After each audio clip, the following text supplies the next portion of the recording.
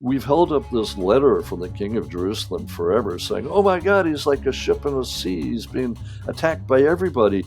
And then you read this other one and go, oh, wait, maybe he attacked them first. Maybe it was his fault. And so it goes like that. And I found numerous instances of gaslighting where they said, so-and-so did this. And he writes, no, I didn't.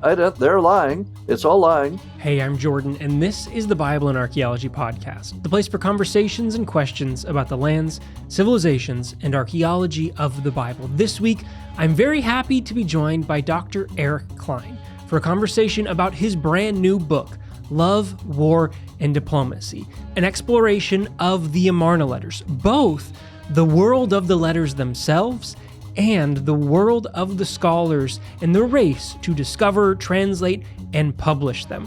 It's a fascinating read into two periods of history that have a surprising number of connections. If you are interested in the world of the Late Bronze Age or the academic world that has been wrestling with these questions, you are really going to enjoy this book. There's a link down in the description. Remember, for early access to ad-free video podcasts and an exclusive bonus podcast that comes out every week, you can join us over on Patreon. We are Bible and Arc on Patreon. You can also now find that bonus podcast via our YouTube memberships. But for now, settle in, and I hope you enjoy our conversation all about the Amarna Letters.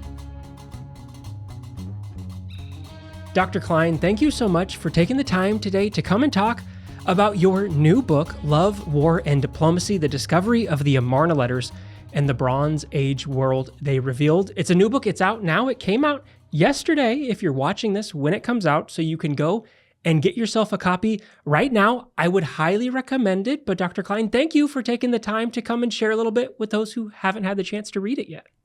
Great. Well, thank you for having me on, and thank you for highly recommending it. So.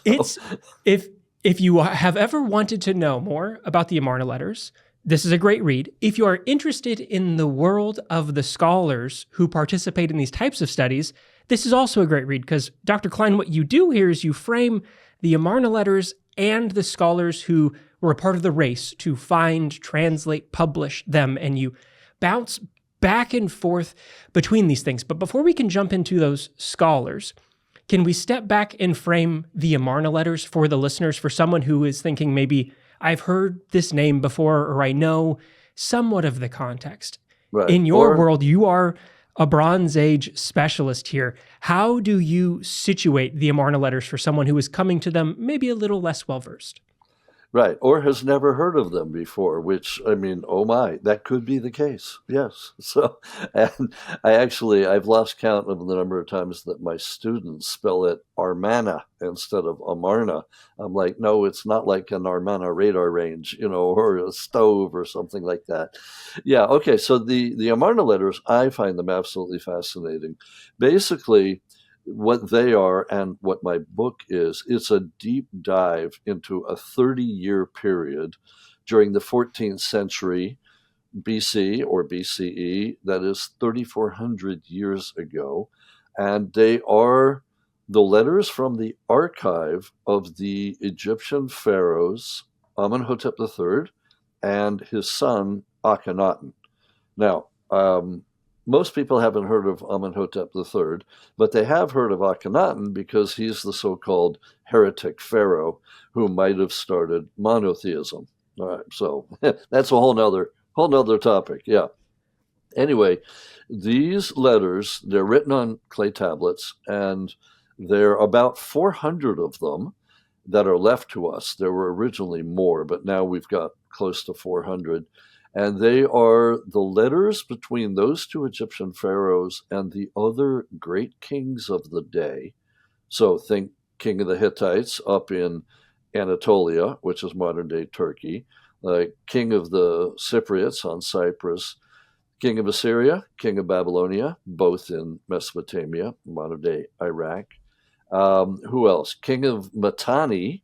Most people haven't heard of them, but they were a kingdom up in what is now Syria.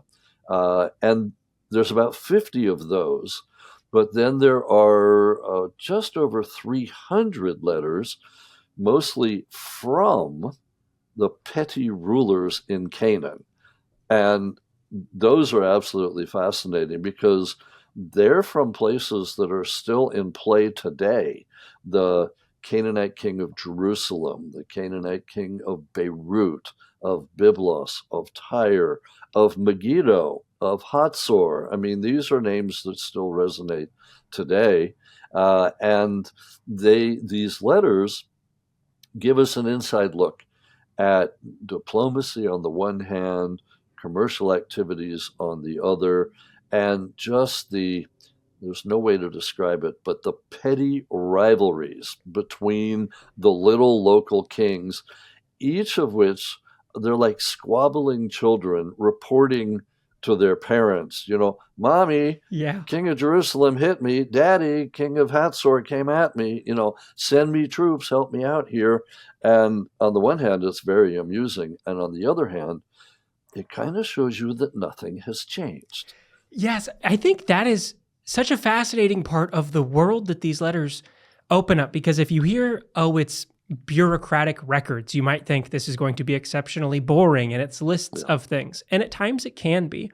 Yeah, but it is also so personal. And in that context, what do these letters, or what did these letters, I guess, share for us when they were first discovered that we didn't know? Because we had some of the monumental history already that you could see.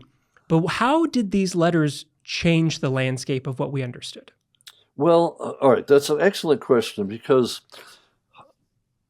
what happened? All right, let me put it into context. These letters were discovered more than a century ago. They were found in 1887 in Egypt at the site of Amarna, which was the capital city of Akhenaten. It's halfway between Cairo and Luxor in today's terms. Now, he built the city from scratch, and then it was abandoned right after his reign. So these letters are from the first half of the 14th century BC or BCE. And we knew some details about the period back when they were found.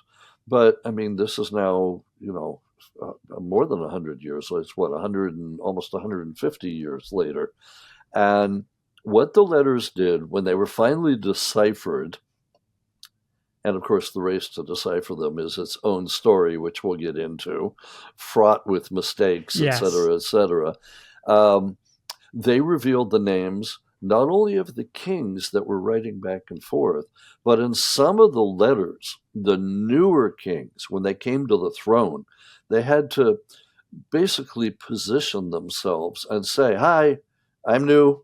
I'm over here in Babylonia or Mitanni, and your father dealt with my father, and your grandfather dealt with my grandfather," and it actually gives their names. So it was able to flesh out the history of the ancient Near East. And in some cases, it gave us names and familial relations that we weren't aware of. In other cases, it confirmed what we thought we knew. Mm-hmm. Oh, yeah, okay, that is his father. Yeah, that is his grandfather. And yes, these two guys lived at the same time, right? So the king of Assyria and the king of Egypt at that time. Okay, they're in the same context. So it was, as I say at one point in the book, there's like a letter talking about exchanging nuggets of gold. And I said the information in the tablets was like nuggets of gold to the Near Eastern historians. So, when you read a history book and they say, oh, so-and-so ruled here and he was in contact with, this is where the information is coming from. This is it, right? This is firsthand knowledge, primary sources, and it's just, wow. And it's not unique, but almost that. There are very few such royal archives. And this is the only one from this time period in Egypt. We have a similar one from the Hittites up in Anatolia. But on the whole, these are few and far between. We know there must be others out there, but we haven't found them yet. So this was amazing when it was found. Given that we don't have a lot of comparable archives and the material in the letters are, as we said, diplomatic in nature, and there's petty rivalries and there's positioning, as those first scholars and scholars today work through these materials, How do you try to decipher what is positioning and posturing and gaslighting and what is a reality? Is that a thing you can do, or is it just we can only put some things on the table and decide later? Well, let's try a compromise somewhere between those two positions, because you're right, and that is what I found absolutely fascinating about these letters. Now, I mean, I've been studying them since I was in graduate school. It's been a long time, and I've been wanting to write this book for quite a while. Still, I was not aware of the nuances until I got, as it were, down into the weeds in these things and realized, wait a minute. Well, first of all, like we've got 60 letters from one guy, Rib Hada of Byblos, right? 60 letters to the Egyptian pharaohs, and you have to figure out what order to put them in because it doesn't say, tablet one, tablet two, tablet three. It sometimes will say, in my previous letter, I said X, but you frequently have to put them together. And so there are a couple of times in the book where I say, look, in the following, 5 tablets, which talk about Biridia of Megiddo and Labayim of Shechem, who were just going at it. I'm like, I think I've put these letters in the proper order, but I may have them out of order, in which case, what happened first? Mm-hmm. So there's a couple of instances like that. But what really got to me and what you just mentioned was the gaslighting by some of them. Absolutely amazing, because these are letters that are sent to the Egyptian royal court. And in the case sometimes of a dispute, we have letters from both sides, neither of whom know what the other side is writing. And so we've got something like Abdi Hepa, the king of Jerusalem, saying, so and so has invaded my city. And then we get the letter from the other guy saying, Abdi Hepa of Jerusalem came in and attacked me.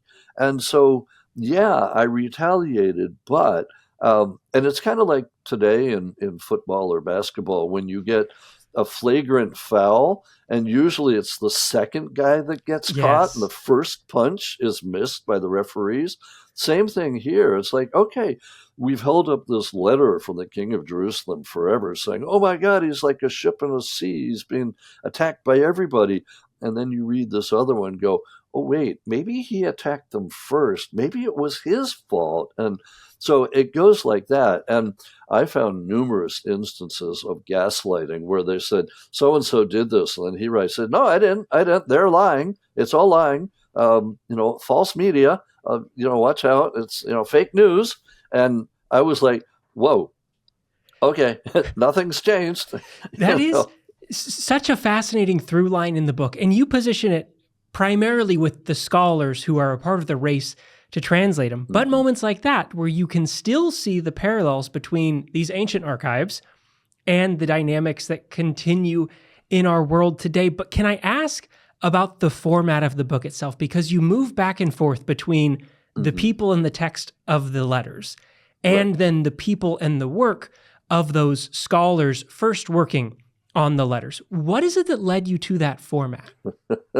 Well, well, great question, and I can answer it easily because when I first started, when I was writing the book, like the one of the early drafts, I had it actually split in half. Okay. Like the first half of the book was the discovery and the decipherment, and the second half was, okay, what's in the tablets? And what I realized in reading through it after I'd written that first draft, I thought, wow, this is kind of boring.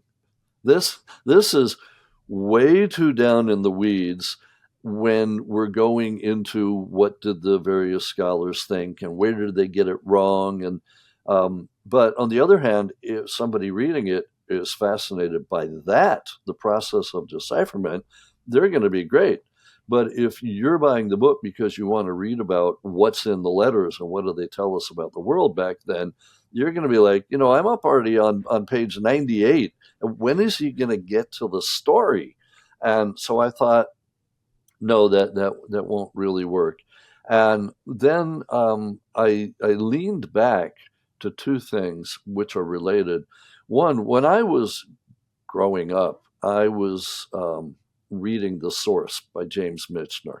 And it's the story of an archaeological dig, which at the time he was writing it in the 60s, he had chapters changing.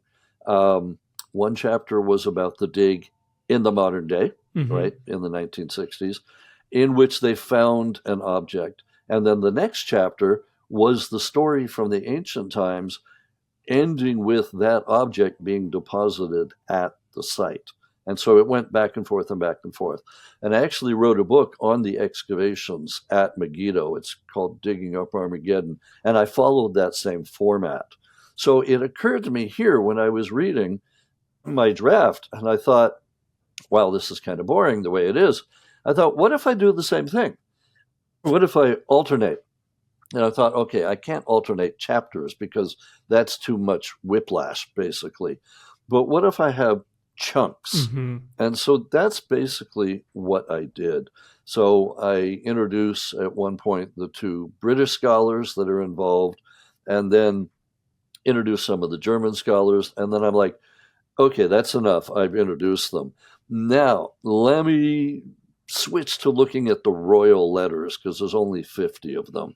And I have a section on those. Then I'm like, okay, now let me pivot back and start talking about the decipherment. And I do that for 2 or 3 chapters. And then I'm like, okay, time to talk about some of the petty kings. And so, I do go back and forth, but with enough oomph, enough pages that you're not just going back and forth, back and forth.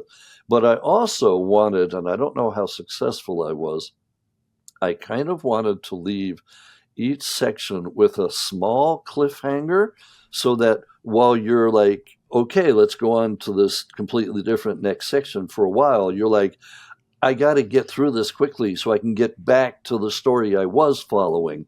So the way I think about it is there's almost like 2 threads or 2 arcs through the whole book. And the one arc is the modern tale, and the other arc is the ancient tale. But I try to play them off and give a certain, I don't know, tension, maybe you could say.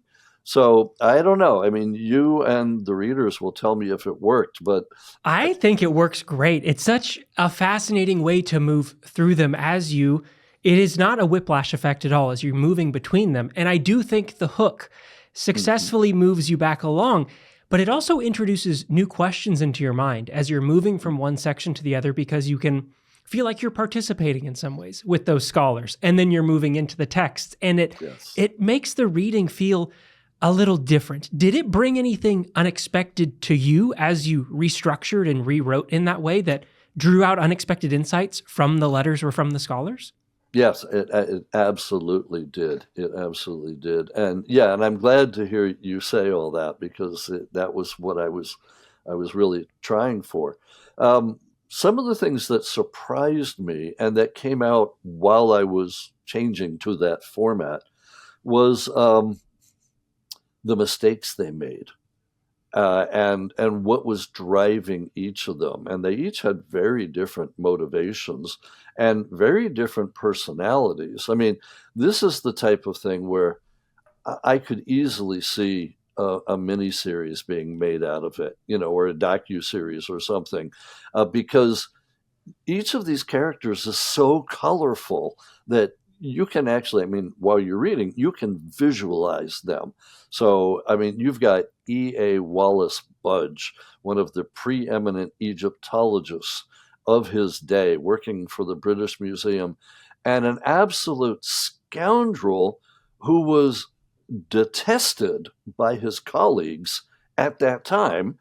And I know that because one of them said it in the obituary that he wrote about him when he died. He's like, one has to acknowledge his greatness in scholarship, but also admit that there was no colleague more greatly reviled by his colleagues than. I'm like, oh, okay.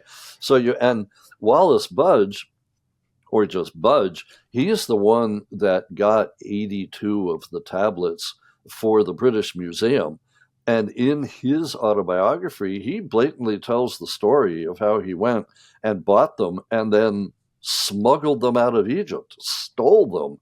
And he basically said, if I hadn't done it, somebody else would have done it. And, nowadays we'd be like, oh my God, that's horrible. No, they should have stayed in Egypt, which of course they should have. But the trustees of the British Museum at that time commended him. It's in their minutes. They're like, good job, good job. I'm like, oh my God. So you've got him. And I was kind of raised being told that he was a scoundrel, but his translations into English were actually really good. I'm like, whoa, I'm impressed. I didn't think he had that in him, but okay. Whereas the other Brit involved, Archibald Henry Sayce, A.H. Sayce, who is revered as this professor of Assyriology. He was the first one at Oxford, and was involved in all deciphering most of the languages of the day, Luvian, Hittite, you name it. And I was raised, again, in graduate school and such, to revere this man. Reading his publications was just, oh my God, the ground fell out from under me. I'm like, his stuff is ludicrous. He's seeing Moses everywhere. He's seeing David. He's seeing Solomon. He wants the Bible in here. Well, it's not there anywhere. I mean, I'm sorry to say it, but no. But he was kind of delusional. And in fact, in his obituary, one person said, he was like a beautiful butterfly alighting in the garden of delights, but not staying long enough to make sure that what he had said was right before he was off to the next scholarly pursuit.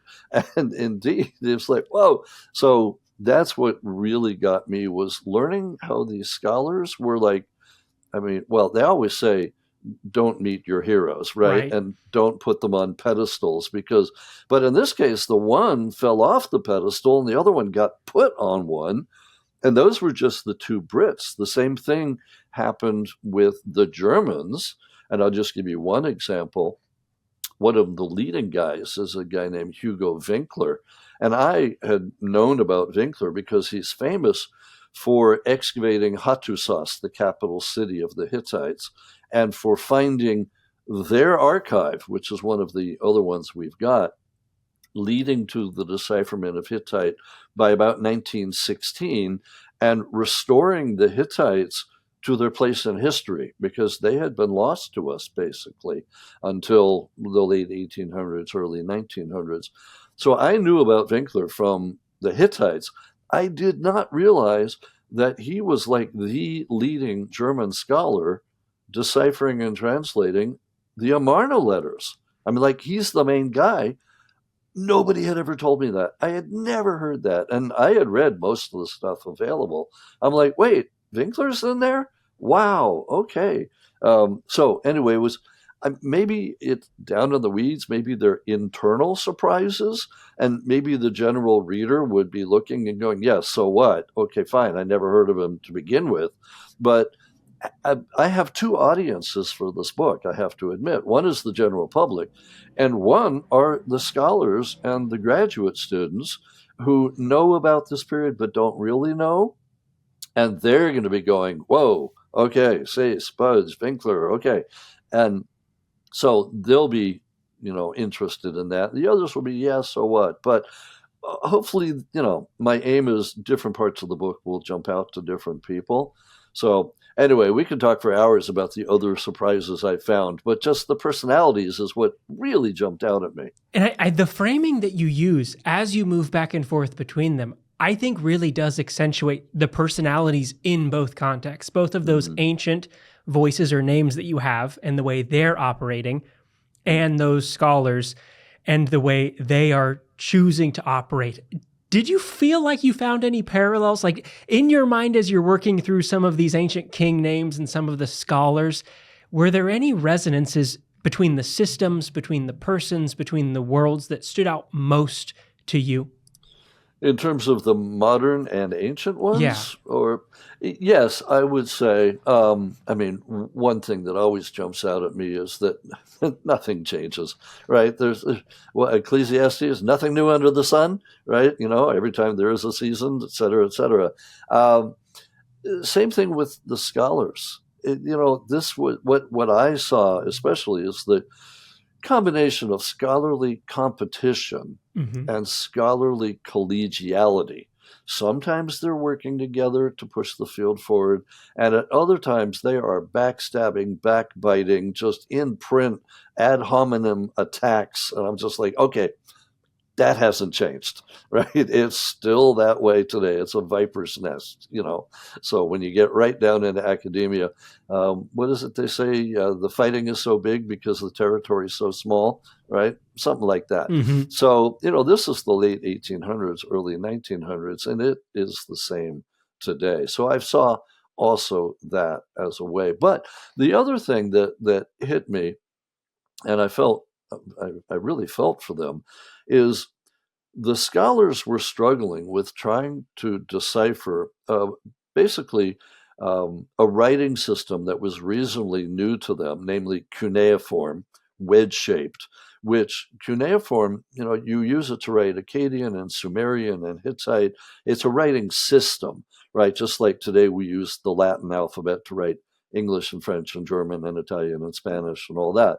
So they had only just really deciphered Akkadian 30 years before the Amarna letters were found. Right? There was a race to decipher Egyptian hieroglyphics. Right? That's the famous one with Champollion. There was also a race to decipher Akkadian.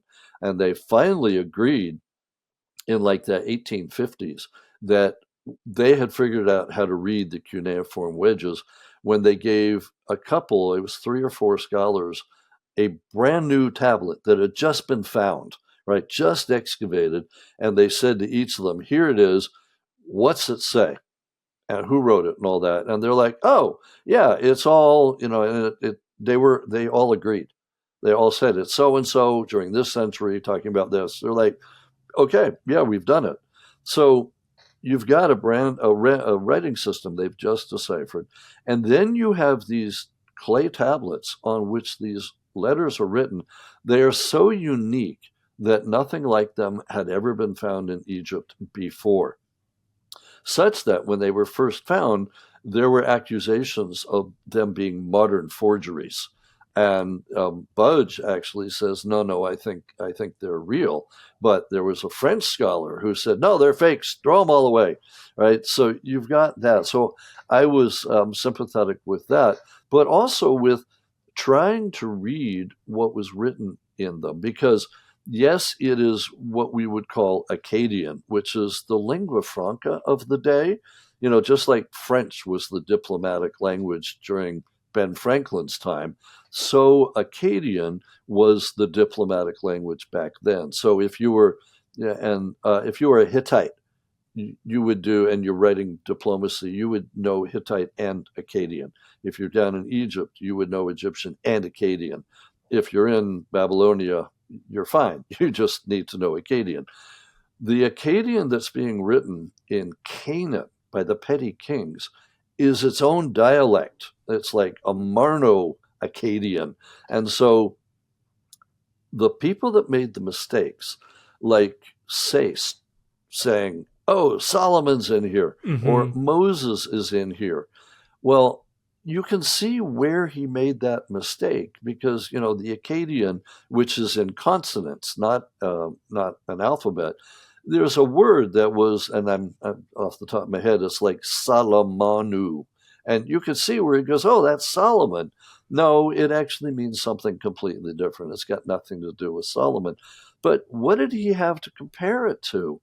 Nothing. He's a pioneer. Right. And as somebody who actually learned Akkadian in graduate school and had a course where I actually had one-on-one with the professor deciphering the Amarna letters, I can attest how difficult it is. And that was, even for me in the 80s when I had the translation and transcription sitting next to me on the desk, and still puzzling it out was difficult. So I ended up, even though I scorched these various people, I give Budge and Sayce just hell for what they did. But at one point, I I either say or I said at one point and then took it out. I have to admit I have sympathy for these guys, having tried to do it myself. This is so difficult, especially when it's a brand new language.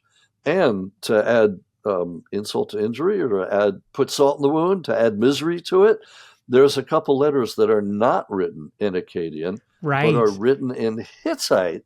And they had to first figure that out because they're still written using cuneiform, but it's written in a different language. And if you read it the one way, thinking it's Akkadian, it says something completely different than what it actually says in Hittite. And there's also one letter written in Hurrian, which is what the Mitannians are using, and they had to realize that. So, yeah, I mean, I can only imagine the mess that I would make if I were excavating and found an archive and tried to decipher it myself. But I know my limitations. If I found an archive, I would quickly call in all of the linguistic specialists and say, "Here, tell me what they say." Right? This is your job. I'm just digging them up. You now tell me what they say. So I do have sympathy at the same time as I do kind of dig a little deep and say, wow, yeah. In the place of sympathy, another thing you discuss in the book is in the context as we're looking back at this. This discovery comes right 3 years after Schliemann finished excavating at Troy, a decade before Petrie found the Merneptah stele, 12 years before Arthur Evans begins excavating at Knossos, 20 years before the Hittite archives. As they are working with these new texts, with a relatively new language before some of these other discoveries, as they're making these mistakes, is there a sense coming through that they are recognizing the new international system or connectivity they're bumping across, or is they're rushing to get things out? Is that kind of stuff slipping through the cracks, or are they all sliding in different places and every scholar is really needing to be taken on their own? Oh, excellent question. And actually, one of them, Winkler, the German, addresses that at one point in one of his articles. He said, look, I'm busy transliterating and translating them, and others are reaping the fruits of my labor and are already coming out with new history books written using the information that I've come with. And he said, basically, that's not fair. I'm the one that did all the work. I should be doing this. And I was like, so, dude, do it. You know, what are you waiting for? Well, he actually did do it. Winkler had a couple of big things. The main things that came out: 1889, 1890, 1891, 1896. He publishes his own actual translations into simultaneously German and English. It came out in two different, I wouldn't say translations, two different volumes, one for the German speaking audience and one for the English speaking audience. And his translations stood the test of time for a couple of decades. But in the meantime, in that intervening period, like the early 1890s, everybody and their mother had their shot at what these things said. And some of them, I won't mention any names, Lieutenant Condor, Read the book who, for the full breakdown of every name. yes, exactly. And wow, he wrote a book that has like no basis in reality whatsoever. And I'm like, whoa, you're just making this up. I mean, but he was using the translations that had just appeared. So anyway, yes, so there were people like that, but it did completely rewrite the history as we knew it at that time, both at well, and I would be at pains to say this is at the elite level. These are Mm-hmm. royal letters. These are not telling us what the average person in the street Right. was doing or thinking or saying or eating. This is what, on the one hand, the great kings, what I would call the G8, are telling each other. diplomatic treaties, marrying each other's daughter, gold is like dust in your land. I mean, these are what we would call today first world problems, you know. But they don't tell you what the average person is dealing with. And even the letters from the petty kings, you're like, oh, woe is me. Oh, it's such a tough life. You know, what about the people that you're impoverishing while doing this? So this is a very kind of one-sided view. It's Hmm. elite top down. But I do make certain I say that at the beginning of the book, that it's going to be a very privileged view, but it is a view that we did really not have before the late 1880s. Are there cracks in the system, even in this elite view, that begin to emerge through their dialogue? You're famous for your work on the late Bronze Age collapse, and these letters come from not too far before that system falls apart. As you're reading through these letters, do those cracks start to emerge here, or the points of failure that will eventually crack? Can we start to see them already? Oh, interesting question. Yes and no, I would say. So, yeah, the Amarna period and the letters take up a couple of pages in my 1177 BC book, which is, as you just alluded to, the collapse of the late Bronze Age. That happens just after 1200 BC or BCE. And this is a period 150, almost 200 years earlier. It was actually a time of prosperity. They were doing extremely well. And that is the story of the late Bronze Age. They're doing extremely well right up until they're not, Right. right? All of a sudden, boom, and over the cliff. There's a tipping point. So this is the period. That was in part why I wanted to focus in on it. It's a deep dive into 30 years when everything was going great. Right? It couldn't have been better in many ways, again, at least for the elite. But I do start seeing, I would phrase it slightly differently, not cracks that would lead to later, but things that we see in the larger picture where this gives us an inside look. So, one example, the Egyptians and the Hittites fight at the Battle of Kadesh and again, it depends when you want to date it, 1274, 1279, somewhere like that, early 13th century BC, which would be 75 to 100 years after these letters. Battle of Kadesh is absolutely famous, right? Kadesh is in today modern day Syria. Egyptians and Hittites, the two great powers of the day. I mean, think US and Russia type of thing. They're going at it. They fight a major battle. They both claim victory. They end up signing a peace treaty, and of which we have several copies. And one of them, facsimile now, is actually in the United Nations in New York. And they end up marrying each other's daughters, or at least one daughter goes one way, and the Hittite king comes to visit Egypt and all that. It's a real big deal.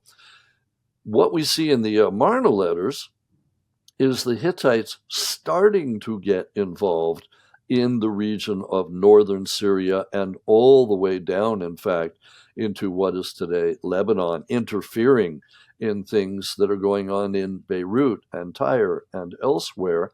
And in fact, we've got some local rulers who are proxies for the Hittites. There's an area known as Amuru, which is just south of the city of Ugarit in North Syria. And Abdi Ashirta and his son are causing problems for everybody else. And we know this because everybody else is writing to the Egyptian pharaoh saying, hello, we're being attacked. Hello, can you help us? And I realized while doing this, and other people have pointed this out, but it really came home to me when I was trying to put the letters in proper chronological order. I'm like, this is the Hittites probing Hmm. into Egyptian territory to see if they can come down and do it. And they're using these guys, these petty kings, as their proxies. And I thought, it's just like today. It's just like Iran using Hezbollah and Hamas and the Houthis and everything else. It's there's no difference there. And I actually say in the book at one point, what we're seeing here are the proxy wars that are going to finally erupt into the big wars between the Egyptians and the Hittites, but that's going to take almost 100 years to evolve. Mm-hmm. And so you can see the beginnings of those kinds of things, but we don't see anything that will be what we see again after 1200. Because again, the period in this book is a period of love, war, and diplomacy, Right. right? Everything's hunky-dory at this point. And a point of interesting parallel, which you discuss in your book, is for those scholars studying or racing to work through this, there are interesting parallels in systems that they participate in Right, globally or the right. chronology of their world. In their writings, does it feel like any of them see those parallels, or is that something that stood out to you as you worked back and forth between them? It stood out to me, and it also actually stood out to some friends that I sent the manuscript to as I was working on it. And they're like, wow, did they realize in the 1880s and 1890s that the world in which they were working mirrored the world back then? So what one of my colleagues said to me, and so I put it in with credit in the footnote, this was very much like Europe at that time that they were working, where you have lots of, you could say, small kingdoms, little city states that are each kind of fighting or Mm-hmm. dealing with each other at that time in Europe. And we were wondering, did they realize that? But there are also a number of other parallel situations elsewhere and elsewhen, if you will, where you've got lots of these little tiny petty city states or kingdoms interacting. And the Egyptians are kind of up on top, dominating everything. And in a way, letting the little kids fight among themselves, squabbling, and then the parent steps in. Now, play nice, right? But they are in control. But that brings up another question, which again some of my other colleagues have published on, and I pointed out right at the very end of the book, is the Egyptians are nominally in control of most of this area, except for the very north where the Hittites start to intervene. Did they consider this area part of an empire, Mm-hmm. or is it just an area over which they had some control? I mean, we tend to talk about an Egyptian empire, but looking at it from their point of view, did they see it as an empire, or did they see it as an area that they could just kind of exploit? So it's an interesting question. You use at the end of the book social network analysis to try to bring a new perspective because, as you mentioned, some names show up more in what we have, which Mhm. is an asterisk that you place on this in the book. We can only work with what we have left. But some names might show up more, some less, some talking for themselves, some talking against others. Did that help you bring any new insights into who really has power or who is on the outside looking in as you are trying to understand those big powers and the little powers and the squabbling and the gaslighting and the rivalries? Did that shift anything for you? Yeah, absolutely, absolutely. So social network analysis is something that my late wife, Diane Harris Cline, did. And she had applied social network analysis to Alexander the Great and to Socrates and to Pericles successfully. And so at one point I said, look, can we try and do it with the Amarna Letters? She said, absolutely. Yeah, let's go for it. So social network analysis, it has come from other disciplines, but it's being used now increasingly in archaeology and ancient history. Basically, it's the social network. It's exactly what it sounds like, where you plot pairs of people. So and so knows so and so. So and so is related to so and so. And you come up with all these columns. The analogy I make in the lecture I give is that when I was younger, and I think people still do it a bit today, we used to play a game with Kevin Bacon and which movies has he appeared in, and saying you can get to any actor via Kevin Bacon Mm-hmm. and what movies each has been in. So this is kind of the sort of thing that we did. So with her help and using a program called Node XL, you can actually use a couple of different programs, but we like Node XL because of the sociograms, the pictures that it produced. And we would do things like pull up Amarna Letter 1 and say, okay, this is between these two royal pharaohs, and in it they mention their fathers and their grandfathers as having a relationship. And so we would create a column with these pairs of relationships. And then the beauty of Node XL is you simply hit the button and it creates a picture showing the web of interconnections. And you can actually have it do it a couple of different ways. And each time you change the way you look at it, new things pop out. Mm-hmm. So I included a couple of those sociograms in the book in those last chapters. And one thing it showed is, oh, like these two particular guys had a much more intense relationship than you would have thought, even just from reading the letters. I mean, every picture tells a story, right? And you're like, whoa, these two guys are like integrally connected. And then every so often, you'll see a convergence of lines and all going through one guy. And then on the other side of him is a convergence of lines going out. And you're like, whoa, this guy is integral to the network. What if you took him out? The whole network would have broken apart. So you need that guy for the Egyptian pharaohs to be connected to everybody else. And we found a couple of people that, to our surprise, were integral players. Some of them for good and some of them for bad, because there are at least two, if not three guys that show up again and again and again and again because everybody else is complaining about them. And you're like, they're in the network so often because they are the bad boys of the Amarna letter period, right? But then you've got others who are like, oh, wow, he really was integral.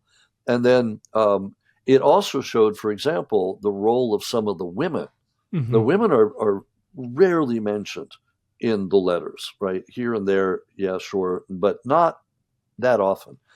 In these sociograms, you can actually see how some of them are a lot more central than one would have suspected, because they are the connectors between different pairs or different areas.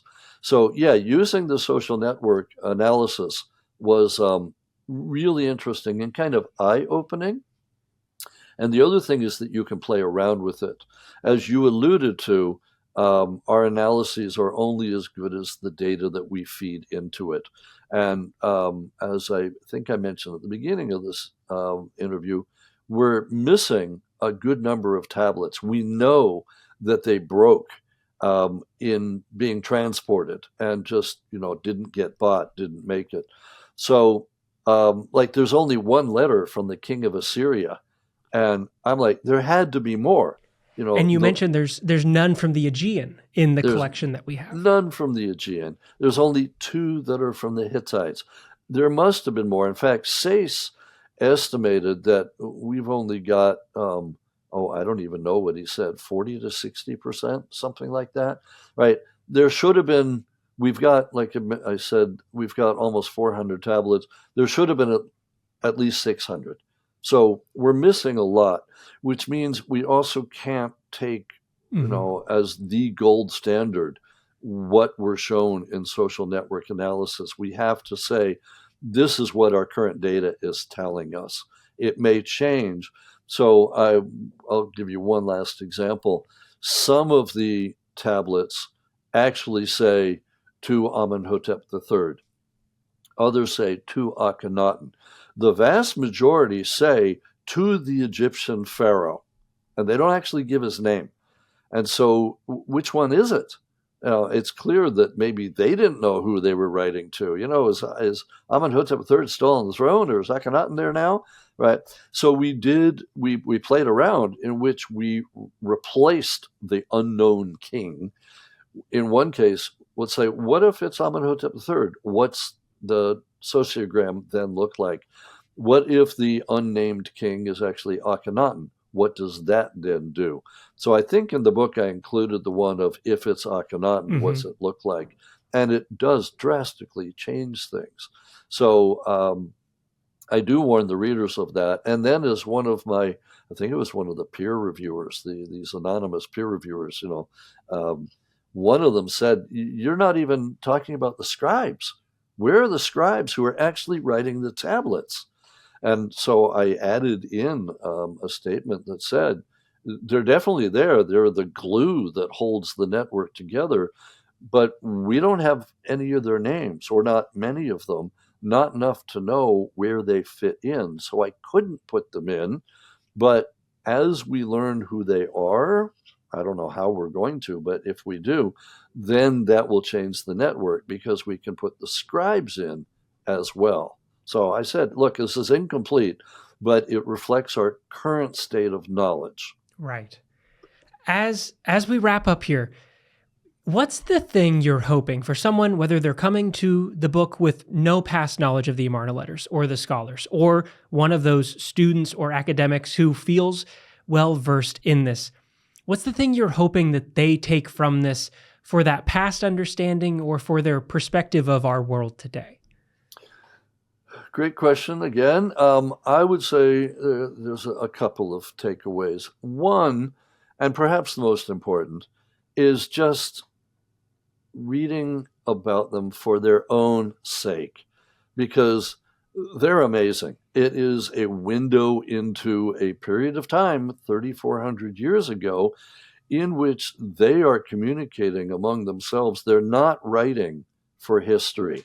They're not putting a spin on it for later people, right? I mean, they might be putting a spin on it for the other king, Right. but this is them unvarnished with the naked truth, as it were. And I find them absolutely fascinating. Now, I have to admit, I find this whole period fascinating. The late Bronze Age, for me, is the most interesting period. I mean, other people like the Romans, other people like the Sumerians. I like the globalized, international, interwoven world of the late Bronze Age, from the Western Mediterranean to the Eastern Mediterranean, from, in modern terms, from Italy over to Afghanistan, and from Turkey down to Egypt. That area and that time period absolutely fascinate me. And I'm not sure why. Sometimes you just don't know why you like something, but um, that was the time period I was drawn to from a freshman in college. And, my mother gave me a book on the Trojan War when I was 7 years old. And I said, that's it, I'm going to be an archaeologist. And the Trojan War fits right into this period. So I guess I've got a lifelong passion for this. But so I think on the one hand, just study them for their own sake because they're really interesting. But if you are the type that like to make things relevant, and I think at the end of the book, I actually say, why does any of this matter? Does it matter?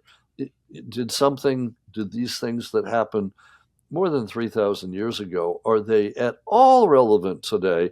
Or is it, as the phrase goes, it's just ancient history, right? Dismissing it like that. I mean, Walter Scheidel just published a book on what is ancient history, and he actually says, we have that phrase, it's just ancient history. Well, yeah, it is just ancient history, but on the other hand, it's ancient history, which is still, well, it's not always ancient, and it's not always just history. I mean, Mark Twain, as I'm fond of saying, said that history doesn't repeat, but it does rhyme. And as we've said throughout the last hour, we've got things that we can see that resonate. Let's put Hmm. it that way, that resonate today, right? Things don't change. I'm watching what's happening in the Middle East, and I'm looking at who's involved, and I'm like, yeah, the king of that place was involved 3,400 years. Yeah, the king of that place. Yeah, right. And they're still bickering, and I'm like, yeah, really nothing's changed. So in a way, the people that are trying to make peace and all that today, what I always say to my student is, They've been fighting in the Middle East for the last 4,000, 5,000 years. What makes you think it's going to stop today? Right? The people change, the weapons change, but for some reason, that particular part of the world always has conflict. And I would point to the Amarna Letters and say, we've got, here's your examples. And it's literally, well, I wouldn't say it's written in stone, it's written in clay, right? But we have their words. They were fighting back then for pretty much the same reasons that they're fighting today. So I find that absolutely fascinating. But I'm also wondering if, therefore, might there be some lessons for today that we can learn from back then? Mm-hmm. And I hit that point pretty hard, not in this book, but in the 1177 BC book and the sequel, the After 1177, which is the collapse, and then how resilient are the societies that were hit by that. And there, I think there are definitely lessons for us today. With this one, since it's more a time of prosperity, we don't have to really look for any lessons, but just realize that this is what life looks like when it's pretty good in that region, knowing, because we have 2020 hindsight, knowing that the clock is ticking for them. And, as I was writing this and then reading it over later, I'm like, enjoy it while you can, because it's not going to last. Yeah. You guys have like 100, 150 years tops, and it's all going to be gone. So again, enjoy it while you can, basically. Dr. Cline, thank you so much for taking the time to come and walk through your new book, Love, War, and Diplomacy, The Discovery of the Amarna Letters and the Bronze Age World They Revealed. If you are interested in the Amarna Letters, the scholars who studied them, or you, like Dr. Cline, are fascinated by the Bronze Age, there's going to be a link down in the description to this book and the others that were just mentioned, because there's a lot you can go and read through here to get a better idea of the world that these letters come from. But for today, Dr. Cline, again, thank you so much for taking the time to come and talk. My pleasure. Thank you so much for allowing me the time to talk about my favorite period in history. I'm always happy to hear whatever you have to say about this period. It's wonderful insight. I really appreciate the book. I can't recommend it highly enough. Go and get yourself a copy. But for today, for all of us here at Bible and Archaeology, be sure to like and subscribe wherever you find us. It helps us. Hopefully it helps you stay in touch with us. But for this week, that's all we have. Until next time.